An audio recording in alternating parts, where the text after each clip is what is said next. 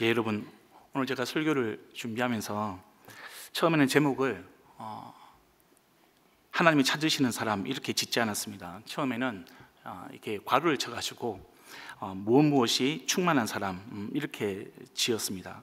두 가지 이유 때문에 좀 수정을 했는데요. 하나는 이 처음 지었던 무엇이 충만한 사람, 이 제목에는 어떤 하나님의 시선, 하나님의 관점이 좀 잘 드러나지 않아 보였습니다. 두 번째 이유는 그 의미가 한 개인에게 좀 한정되는 것이 아닌가, 이런 좀 느낌이 들어가지고 하나님이 찾으시는 사람이라고 설교 제목을 이렇게 변경을 했습니다. 좀 더 의미를 덧붙이자면 교회를 위해서, 하나님의 공동체를 위해서 하나님이 찾으시는 사람이라고 할 수 있겠습니다. 말씀을 우리가 읽었습니다만 오늘 본문은 이 스데반이라는 사람에 대한 내용입니다. 여러분, 우리가 단순하게 이 스데반 개인의 모습, 그런 개인의 신앙에만 우리가 집중하게 되면 이 누가를 통해서 사도행전을 기록하신 하나님의 의도가 충분하게 우리에게 다가오지 않게 됩니다. 이 신앙 공동체, 이 교회라는 것과 스데반은 뗄래야 뗄 수 없는 그런 관계입니다. 여러분, 사도행전이 고난과 박해 가운데 신앙을 가지고 복음 전파 사역을 감당했던 그런 사도들의 이야기이기도 합니다. 하지만 동시에 하나님의 몸된 교회의 출현, 그리고 그 교회를 어떻게 인도하시는지에 대한 하나님의 역사, 그 생생한 기록이기도 하죠.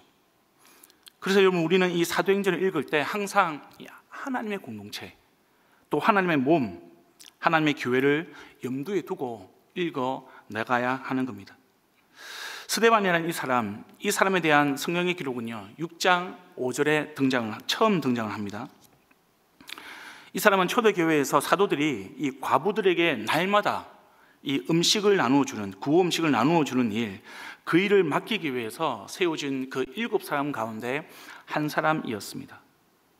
이 7사람은 신망이 있고 성령과 지혜가 충만한 사람이었다라고 기록을 하고 있습니다. 근데 여러분, 사도들이 이 과부들에게 이 구호 음식을 나누어 주는 일, 그 일 가운데 왜 신망이 있고 왜 성령의 지혜가 충만한 사람들을 세웠을까? 그런 의문이 들었습니다. 그냥 이 사람들이 신앙생활을 열심히 하니까 그것을 보상하기 위해서 세우는 것일까? 아니면 신앙생활을 참 잘하는데 근데 좀 더 교회에 봉사를 더 시키기 위해서 일을 시키려고 직분을 주는 것일까?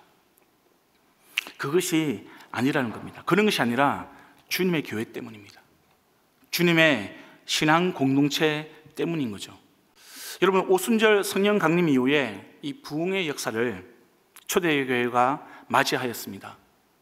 그런 역사를 우리가 사도행전 1장부터 우리가 목도를 하고 있는데요. 그런데 우리 읽었던 이 본문 앞에 보면 내부 갈등이 발생을 합니다. 그런 암초를 만나게 되는 거죠. 같은 공동체 안에 있는데 히브리 유대인들 그리고 그리스 유대인들이 이 충돌하는 문제가 생겼습니다. 사도들이 이 문제를 해결하기 위해서 스데반과 6사람을 세웠던 겁니다. 그냥 단순하게 신앙 좋은 사람, 그런 개인의 신앙 차원이 아니라 교회를 살리기 위해서, 교회 공동체를 주님께서 기뻐하시는 방향으로 세워나가기 위한 그런 공동체 차원에서 이 스데반을 세웠던 거죠. 어려움을 겪는 교회, 그 교회를 사도들은 주님의 마음으로, 주님의 몸된 교회로 세우기 위함이었습니다. 여기서 여러분, 누가는 이 스데반에 대해서 그의 출생, 어떤 성장, 그리고 가족 관계, 그런 개인정보를 기록하지 않습니다.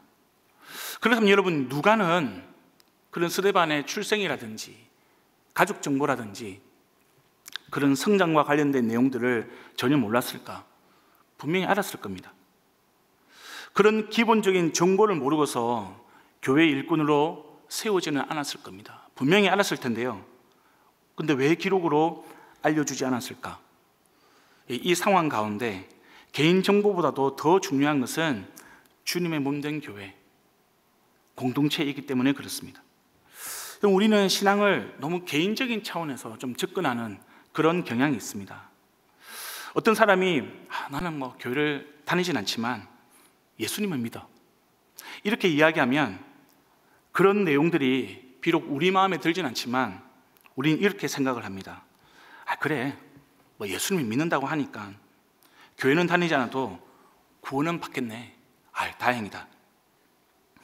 이런 생각을 하면서 그냥 넘어가는 경우도 있죠. 혹시 여러분 우리 은혜샘물교회 성도들 중에 목장이라는 것, 난 동의가 되지 않아.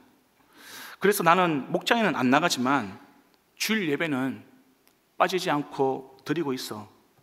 이렇게 이야기하는 경우는 어떨까요? 목장을 옵션이라고 생각하는 성도들이 간혹 계시는 것 같습니다. 물론 우리가 지방 근무라든지 목장에 재배치가 오래 걸려가지고 목장을 잠시 쉰다든지 혹은 건강에 문제가 있어서 내가 목장을 출석할 수 없는 그런 특수한 사정, 일시적으로 있을 수 있습니다. 그렇게 물리적으로 곤란한 경우들이 있습니다. 지금 그런 분들 이야기하는 게 아니고요. 우리가 성경을 읽다 보면 하나님은 이 믿음 그리고 신앙이라는 것을 개인적인 차원이 아니라 공동체적으로 다루고 있다는 것을 배우고 알게 됩니다. 그 대표적인 것이 여러분 시편 133편인데요. 우리 한번 띄워주시겠습니까? 우리 1절부터 3절까지 말씀인데 한번 함께 읽도록 하겠습니다. 시작. 그 얼마나 아름답고 즐거움과 형제 자매가 어울려서 함께 사는 모습. 머리 위에 부은 보배로운 기름이 수염 곧 아론의 수염을 타고 올라서 그 옷깃까지 흘러내림 같고 헤르몬의 이슬이 시온산의 내림과 같구나. 주님께서 그곳에서 복을 약속하셨으니 그 복은 곧 영생이다. 여러분 아멘이십니까? 예, 아멘입니다. 여러분 이 시는 다윗이 하나님의 성전에 올라가면서 지은 시라고 그렇게 표제가 붙어 있습니다. 그런데 내용을 가만히 보면 이것은 다윗의 경험에서 나온 그런 시가 아닌 것 같습니다. 왜냐하니까 이 다윗이라는 사람, 이 사람은 공동체의 아름다움을 잘 경험하지 못했던 그런 사람이었습니다. 유년 시절 보면 이 가족 사이에서 크게 사랑받지 못했던 그런 모습들이 등장을 합니다. 찬밥 신세였습니다. 아버지도 형들도 그를 챙기지 않았습니다. 뜻밖의 상황 가운데 골리앗을 물리치고요, 이 사울 왕의 눈에 들어가지고 충성스러운 그런 부하 신하가 되었지만 돌아온 것은 어떤 것이었습니까? 파리 목숨이었죠. 토사구팽이였습니다. 가정은 또 어떻습니까? 사울 왕의 딸 미갈, 그리고 부유한 지주의 아내였던 아비가일, 그리고 충성스러운 부하의 부인이었던 밧세바, 그 외에도 여러 부인들이 있었지만 이 다윗은 정상적인 그런 가정을 꾸리지를 못했습니다. 심지어 여러분 밧세바는 이 다윗 자신이 충직한 부하의 목숨을 빼앗고 가정을 파괴하고 얻은 부인이었습니다. 또 바쁜 나라의 일과 수많은 전쟁 때문에 자식들을 제대로 케어하지를 못했습니다. 그러다 보니까 이 친자식에게 쫓겨가지고 오랫동안 도망다니는 그런 신세를 살게 되었던 거죠. 참으로 상처와 고통이 더 많았던 그런 굴곡진 인생, 그 인생이 다윗의 인생이었습니다. 그래서 여러분 이 시편 133편은 다윗의 고백이라기보다는요, 하나님께서 이스라엘의 역사를 통해서 하나님의 소원이 무엇인지를 다윗의 입술을 통해서 계시하는 시라고 볼 수 있겠습니다. 시편 133편을 통해서 다윗에게, 그리고 이스라엘 백성들에게, 그리고 지금 우리들에게 하나님의 소원, 당신의 소원이 하나님의 공동체라는 것을 가르쳐 주시는 겁니다. 여러분 우리가 1절을 보시면 형제 자매가 어울려서 함께 사는 모습, 그 모습이 어떤 모습입니까? 공동체죠. 바로 교회입니다. 하나님이 이 공동체가 참으로 즐겁고 아름답다라고 감탄을 하고 계시는 겁니다. 질문드립니다. 여러분 여기서 형제 자매가 그냥 나하고 죽이 잘 맞아가지고요, 싸움 한 번도 안 하고 말다툼 한 번도 안 하고 갈등 한 번 안 하는 그런 공동체, 그런 사람들일까? 아닙니다. 어떻게 그럴 수 있습니까? 나하고 생각이 다르고 안 맞지만 배제하지 않고요, 소외시키지 않고 다투더라도 갈등하더라도 내가 용납하면서 주 안에서 어울리고 함께 살아가는 그런 형제와 자매가 되어가는 겁니다. 만들어가는 거고요, 세워가는 겁니다. 그래서 하나님의 소원이 바로 공동체라는 겁니다. 133편 2절을 보시면 여러분, 하나님께서 이 공동체를 특별하게 구별해서 귀하게 여기신다는 것을 우리는 알 수 있습니다. 머리 위에 부은 보배로운 기름, 여러분, 이 기름의 아론의 수임을 타고 흐른다라고 표현을 하고 있습니다. 기름이 어디까지 흐릅니까? 네, 아론의 옷깃까지 흘러내리는 장면입니다. 저나 여러분이나 우리가 유대 사회를 살아본 경험이 없어가지고요, 이 장면이 도대체 왜 하나님의 공동체의 아름다움을 표현하는가 와닿지 않을 수 있습니다만, 그래서 여러분, 우리가 상상이 필요합니다. 우리 머리 위에 정말 보배로운 기름을 한없이 부어줄 때 우리의 모든 옷이, 우리의 모든 몸이 그 보배로운 기름으로 충만하게 적혀지는 모습, 그 모습을 한번 상상해 보시면 크게 도움이 되겠습니다. 여러분, 이 아론이라는 사람, 하나님이 구별하여 세운 제사장입니다. 제사장이 어떤 역할을 합니까? 네, 이스라엘 백성과 하나님 사이에 연결하는 그런 역할을 하는 사람이었습니다. 기름은 무엇입니까? 예, 하나님께서 내가 너를 인정한다, 내가 너를 보배롭게 생각한다, 내가 너를 정말 권위 있게 세워주겠다, 이런 하나님의 마음이 담겨있는, 그것을 상징하는 것이 하나님의 기름입니다. 이것이 여러분, 아론의 옷깃까지 충만하게 적셔지는 것, 이것이 하나님께서 우리에게 말씀해 주시는 공동체의 아름다움인 거죠. 구약에서 신약으로 이제 넘어오겠습니다. 아론을 제사장으로 삼으신 하나님께서 저와 여러분을 제사장으로 삼아 주셨습니다. 무엇을 위해서 우리를 제사장 삼아 주셨죠? 저와 여러분은 도대체 누구의, 또 무엇을 위한 제사장입니까? 하나님의 공동체죠. 하나님의 교회입니다. 베드로전서 2장 9절 말씀인데 우리 함께 읽어보도록 하겠습니다. 시작. 그러나 여러분은 택하심을 받은 족속이요, 왕과 같은 제사장들이요, 거룩한 민족이요, 하나님의 소유가 된 백성입니다. 그래서 여러분을 어두움에서 불러내어 자기의 놀라운 빛 가운데로 인도하신 분의 업적을 여러분이 선포하는 것입니다. 여러분, 하나님의 공동체는 이 어둠으로부터 빛으로 인도하신 이 예수님의 구원, 그것과 직결되어 있습니다. 결론적으로 이 공동체 안에서 저와 여러분은 이 세상과 하나님을 연결하는 그런 제사장으로 부르심을 받은 겁니다. 그래서 하나님의 공동체는요, 세상의 공동체와 절대적으로 다른 그런 가치, 그런 소중함을 가지고 있는 겁니다. 우리 133편 3절을 보시면 여러분, 헤르몬 산이 등장을 합니다. 이스라엘 백성들에게 있어서 이 헤르몬 산은 하나님의 임재하는 그 상징을 가지고 있습니다. 하나님의 공동체란 무엇인가? 이 헤르몬 산에 상징하는 하나님의 임재를 담고 있는 것이죠. 헤르몬 산의 높이가 2800m 정도 됩니다. 겨울에는 눈으로 계속 덮여 있습니다. 여름이 되면 이 눈이 녹으면서 산기슭마다 많은 샘들이 터져 나옵니다. 그리고 이스라엘 백성들의 생명수라고 할 수 있는 그런 요단강의 근원지가 이 헤르몬 산에서 출발합니다. 그래서 이 이스라엘 백성에게 있어서 헤르몬 산의 이슬이라 함은 생명을 의미하는 거죠. 여러분, 이 이슬을 사람이 만들 수 있습니까? 만들 수 없습니다. 전적으로 하나님이 주실 때 받아 마실 수 있기 때문에 이 이슬은 하나님의 은혜를 나타냅니다. 그래서 여러분, 지금 하나님께서 당신의 공동체가 이와 같은 하나님의 임재, 하나님의 생명, 하나님의 은혜라는 것을 헤르몬산의 이슬을 통해서 이스라엘 백성들에게, 그리고 저와 여러분에게 말씀을 해주고 있습니다.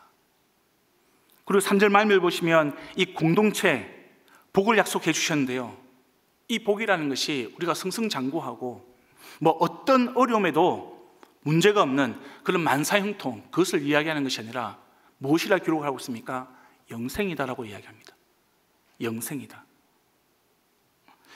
여러분, 이 땅에서 하나님의 공동체, 이 공동체는 우리가 영생의 복을 받고요, 하나님의 임재, 하나님의 생명, 하나님의 은혜를 경험하는 하나님의 나라입니다.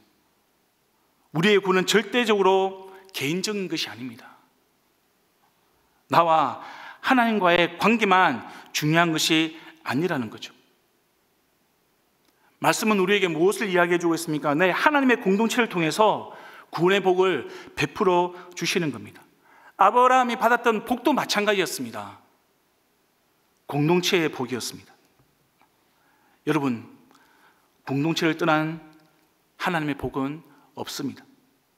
교회 공동체를 떠난 믿음은 온전하게 설 수가 없습니다. 우리가 그것을 기억해야 되는 거죠. 다시 사도행전으로 돌아오겠습니다. 하나님께서는 이와 같은 하나님의 공동체, 교회를 위해서 스데반을 지금 교회의 일꾼으로 세우셨다는 사실, 우리는 그것을 염두에 두고 이 사도행전을 읽어 내려가야 합니다. 하나님은 결코 개인의 어떤 신앙의 보상 차원에서 스데반을 세운 것이 아닙니다. 교회 직분을 준 것이 아닙니다. 그렇다면 여러분, 우리 은혜샘물교회는 어떠실까요? 이 은혜샘물교회를 향한 하나님의 마음, 하나님의 섭리는 어떤 것일까요? 똑같습니다. 동일합니다. 하나님은 우리 교회가 하나님의 임재, 하나님의 영생, 하나님의 복, 하나님의 은혜의 공동체가 되게 하기 위해서 사람을 찾으십니다. 그리고 그 사람이 어떤 사람인지 오늘 스데반을 통해서 우리에게 말씀해 주고 계시는 거죠. 스데반이 어떤 사람이었습니까? 은혜와 능력이 충만한 사람이다. 성경은 이렇게 우리에게 말해주고 있습니다. 8절에 여러분, 스데반은 은혜와 능력이 충만해서 백성 가운데서 놀라운 일과 큰 기적을 행하고 있었다라고 쓰여져 있습니다. 교회를 위해서 하나님 찾으시는 사람, 공동체를 위해서 하나님 찾으시는 사람, 하나님 나라를 위해서 하나님이 찾으시는 그 사람은 은혜와 능력이 충만한 사람입니다. 여러분, 반복해서 말씀드리지만 개인이 받은 그런 은혜와 능력의 차원이 아닙니다. 교회 공동체 안에서 드러나는 그런 은혜와 능력이라는 것을 우리가 알아야 하는 것이죠. 여러분, 오늘 본문에서 스데반은 하나님께 받은 이 은혜와 능력을 가지고 무엇을 하고 있었습니까? 교회 안에서는 과부들에게 음식을 나누어 주는 일, 구제하는 일을 감당하고 있었습니다. 그럼 교회 밖에서는요? 이 은혜와 능력을 가지고 교회 밖에서는 이 스데반이 무엇을 하고 있었습니까? 백성 가운데서 놀라운 일과 큰 기적을 행하고 있었습니다. 하나님께서 우리에게 은혜와 능력을 주시는 이유는요, 교회를 세우기 위함입니다. 영혼 구원에서 제자를 삼기 위함입니다. 우리는 계속해서 우리 자신에게 질문해야 합니다. 하나님께서 나에게 왜 이런 은혜와 능력을 베풀어 주시는가? 나는 왜 하나님께 이런 은혜와 능력을 구하고 있는가? 우리는 끊임없이 계속해서 우리 자신에게 질문을 해야 합니다. 여러분, 우리의 은혜와 능력은 개인의 현상의 문제가 아닙니다. 방향의 문제입니다. 우리 모든 성도는요, 이것을 의식적으로 훈련을 해야 합니다. 그래야 여러분, 우리는 우리에게 은혜와 능력을 주시는 하나님의 뜻에 맞게끔, 그 뜻에 합당하게끔 우리의 신앙생활을 꾸려나갈 수가 있는 것이죠. 한편으로 저는 궁금한 점이 하나 있었습니다. 누가는 왜 이 은혜라는 단어, 그리고 이 능력이라는 단어를 짝을 지어서 스데반을 설명하고 있는 것일까? 여러분, 은혜가 무엇입니까? 은혜라는 것은 자격 없는 사람이 값없이 받는 선물입니다. 그러니까 내 것이 아닌 거죠. 은혜라는 것은 나의 소유가 아닙니다. 하나님의 겁니다. 내 소유라고 주장할 수가 없는 것이죠. 철저하게 하나님으로부터 나오는 은혜입니다. 능력은 또한 무엇입니까? 능력과 관련해 가지고 이 그리스 이 원어가 가지고 있는 의미가 있습니다. 가지고 있는 힘, 이런 뜻도 있지만 나는 할 수 있다, 캔의 의미를 가지고 있기도 합니다. 그 대표적인 성경 구절이 빌립보서 4장 13절입니다. 내게 능력 주시는 자 안에서 내가 모든 것을 할 수 있느니라. 내게 능력 주시는 자 안에서 내가 모든 것을 할 수 있느니라. 여기서 이야기하는 능력, 여기서 이야기하는 모든 것을 할 수 있다는 것이 지금 스데반을 설명하고 있는 그 능력입니다. 바울이 말하는 이 능력에 관하여 이야기하는 핵심이 무엇입니까, 여러분? 이 능력, 내가 가지고 있는 이 능력은 내 것이 아니라는 겁니다. 나에게 능력을 주시는 자가 따로 있다라는 거죠. 여러분, 일론 머스크라는 사람 잘 아실 겁니다. 전기자동차 테슬라도 만들고요, 우주항공사 스페이스X 이것을 창업한 그런 유명한 기업인입니다. 그의 어록을 보면 이런 말들을 했습니다. 나는 실리콘밸리의 사람들이 무엇이든 할 수 있다고 생각합니다. 주당 100시간 이상 일하면 세상을 바꿀 수 있습니다. 끈기가 중요합니다. 나는 절대로 포기하지 않습니다. 내가 무슨 말을 하면 보통은 다 그렇게 됩니다. 일반적으로 내가 하는 말에 따라서 이루어집니다. 머스크가 이런 말을 할 수 있는 동기, 힘은 무엇일까요? 그가 가지고 있는 재능, 기술, 끈기, 아마 미친 듯이 일하는 그의 열정과 노동일 겁니다. 이것을 통해서 자신이 세상을 바꿀 수 있다고 확신을 가지고 있는 사람, 바로 그 사람이 머스크라는 사람입니다. 네, 여러분, 우리는 알고 있습니다.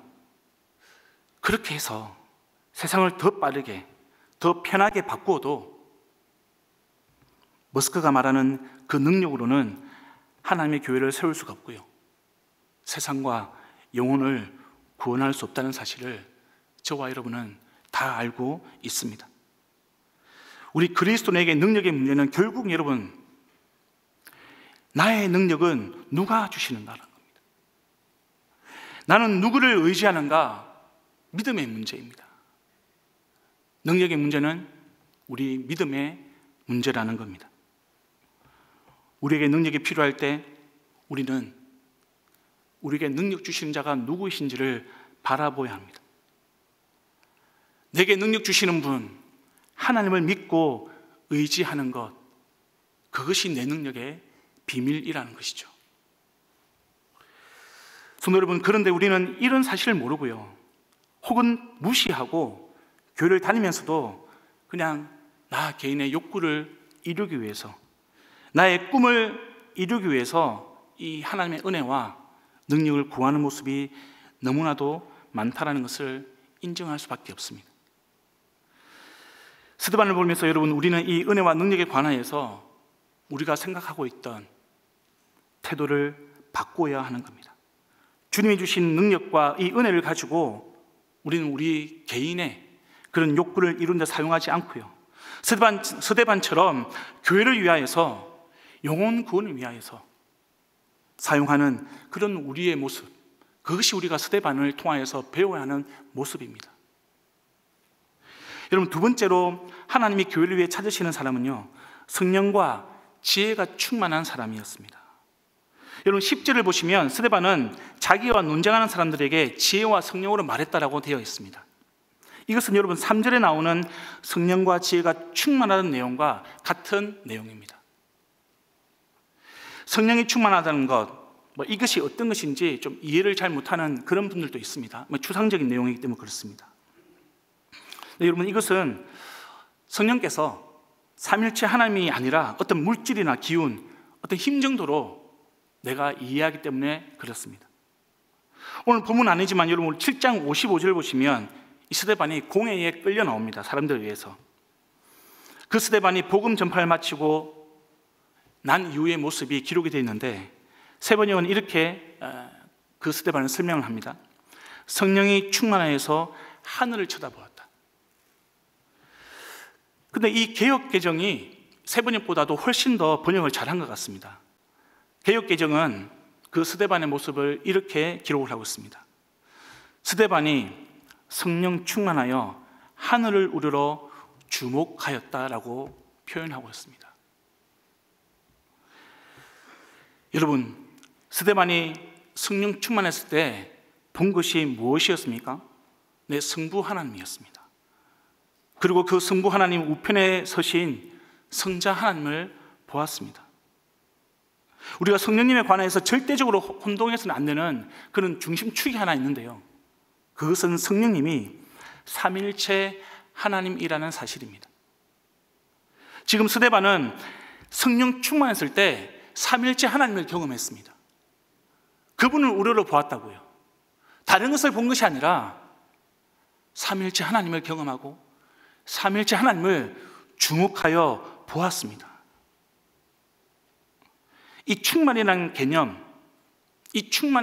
안에는 지배와 통제의 의미가 들어가 있습니다. 스데반이 성령님에 의해서 지배되고 있는 거고요, 통제되고 있는 겁니다. 바꾸어 표현하면 여러분, 성령 하나님이 지금 스데반 안에 내주하고 있는 겁니다. 바꾸어 표현하면 스데반 안에 성령 하나님이 내주하고 성령 안에 지금 스데반이 거하는 겁니다.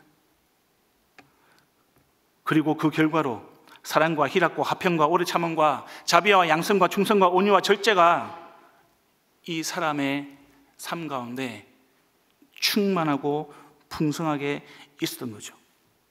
어디에서요? 내 주님의 공동체 안에서. 어디에서요? 내 세상 가운데서. 그래서 여러분, 우리는 자꾸 성령 충만을 개인의 한 사람, 개인의 신앙세계로 좁게 생각해서는 안 되는 겁니다. 우리 성령님은 우리 개인의 신앙 범주에 한정되시는 분이 아닙니다. 어디에서나 계시는 분이시고요, 그분은 우리의 영혼, 우리의 공동체, 우리의 가정, 그리고 우리의 교회와 세상과 온 우주 만물 가운데 계시면서 우리를 다스리시고 우리를 지배하시고 우리를 컨트롤하시면서 우리가 성령 하나님의 뜻에 따라 살아갈 수 있도록 도와주시는 분, 바로 그분이 성령 하나님이십니다. 여러분, 지혜와 관련해서는 이미 성경이 말하는 지혜가 어떤 지혜인지를 저와 여러분은 너무나 잘 알고 있습니다. 잠언 9장 10절 말씀인데 우리 함께 읽어보도록 하겠습니다. 시작. 주님을 경외하는 것이 지혜의 근본이요 거룩하신 일을 아는 것이 설기의 기본이다. 예, 하나님을 경외하는 것과 아는 것의 의미, 이것은 여러분 최고이신 하나님께 내가 가진 가장 좋은 것을 드리는 것, 그것을 의미합니다. 내 삶의 모든 우선순위에서 하나님을 가장 높은 자리에 두는 것, 가장 먼저 된 자리에 두는 것, 가장 중심에 두는 것, 그것을 의미합니다. 그것을 나타냅니다. 여러분, 신앙생활을 하면 결국 이 싸움이죠. 하나님의 뜻을 우선할 것인가, 나의 뜻을 우선할 것인가, 하나님께 나의 최선을 드릴 것인가, 아니면 적당히 차선의 것을 드릴 것인가. 하나님의 지혜는, 하나님께서 우리에게 말씀해 주시는 지혜는요, 최고의 분께 최고의 경의를 드리는, 우리가 산재물이 되어서 온전하게 우리의 모든 것을 드리는, 우리 모든 삶의 우선순위의 정점에 하나님이 계시는 그 삶이 지혜로운 삶입니다. 사랑하는 성도 여러분, 하나님께서는 우리의 신앙을 우리 개인의 구원만으로 주시지 않았습니다. 하나님께서는 저와 여러분을 구원해 주실 때에 이 땅 가운데 하나님의 나라를 만들고 싶은 그 하나님의 소원을 주셨습니다. 그 하나님의 소원이 저와 여러분의 소원이 되기를 간절히 소망합니다. 그 소망을 따라서, 그 소원을 따라서 저와 여러분이 은혜가 충만하고요, 저와 여러분이 능력이 충만하고, 저와 여러분이 지혜와 또한 하나님께서 주시는 하나님의 은혜가 충만한 귀한 복된 신앙의 삶을 살아갈 수 있기를 우리 주님의 이름으로 축원드립니다.